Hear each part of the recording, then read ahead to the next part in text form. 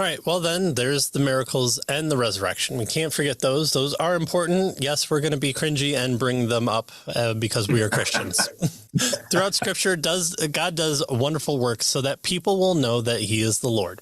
This is a pervasive theme in the Old Testament. Miracles, therefore, constitute evidence of God's reality and of His nature and will as Lord. Thus, apologists have regularly appealed to biblical miracles to confirm the truth of Christianity. Yet, there are some problems with relying too heavily on the miraculous for a persuasive apologetic. Right. So the issue here, should we appeal to miracles or shouldn't we? And what's the place of miracles in terms of our apologetics, right? That's kind of what he's getting at. Right. And he says we have to be careful, right, in relying too heavily on miracles. For instance, in the first place, few of us today would claim to have seen a miracle. I mean, what we find, he says, actually in scriptures are not miracles as such, but miracle stories and testimony concerning miracles. That's really what we find in scriptures, right? Right. And secondly, scripture warns us against putting too much confidence in miracles to convert unbelieving hearts. In Jesus' story, for instance, of the rich man and Lazarus, the rich man in hell asked for someone of the dead to be sent back to tell the truth to his 5 brothers. Surely they'll believe if someone comes back from the dead. This miraculous thing, right? Right. And Abraham replies, if they do not hear Moses and the prophets, then neither will they be convinced if someone should rise from the dead, right? So miracles aren't a do-all and be-all to kind of force belief is the idea, right?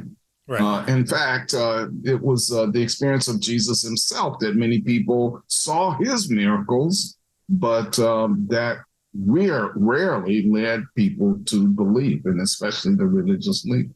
Right. So we have to be careful with regard to the use of miracles in terms of our apologetic. He goes on to heal all these people, feed all these people. Then he makes some strange teaching about of consuming him, and then a majority of people turn away because they are unable to hear that type of teaching.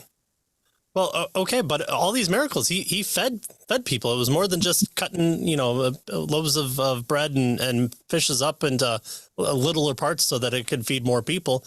No, this was feeding thousands and thousands, or this was healing sick or injured or ill or dead or dying people from the dead. And then all of a sudden this one teaching turns people away.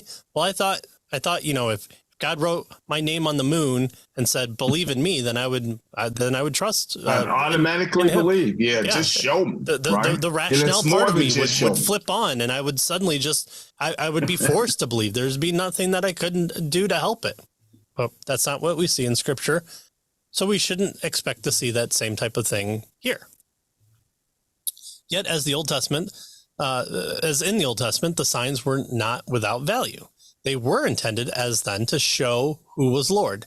They confirmed the apostles as servants of God and their message as God's. Miracles do have an epistemological function, even though they themselves will not convert an unbeliever. Unbelievers suppress the truth, as we have seen, and the truth of miracles is no exception. If he wants an unbeliever, can write off an apparent miracle by saying, well, yes, it happened, but a lot of strange things happen in the world. Or, well, we don't know it now, but in the future, I'm sure we'll come to expect that the science will tell me what I saw with my own lying eyes. It doesn't mean anything. Yet a miracle may be the occasion, as the case of doubting Thomas, for the Spirit to impart faith in his heart. So, yes, it is possible for God to use miracles, but it's more often that we see the message of the gospel changing hearts.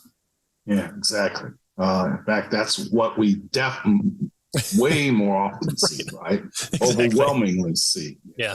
And so what he says to be clear, we would say that's still a miracle. That's exactly. Changing dead people into alive people, changing haters of God into lovers of God. I mean, it's not a trepidatious thing that we go, oh yeah, I just suddenly woke up and I was like, let's try this Jesus thing.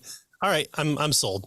No, this is drastic changes in a person done through the power of God. And so while it's not flashy causing people to regrow arm limbs. It's still, according to our worldview, according to God's message, it's still miraculous. Yeah, exactly. Right.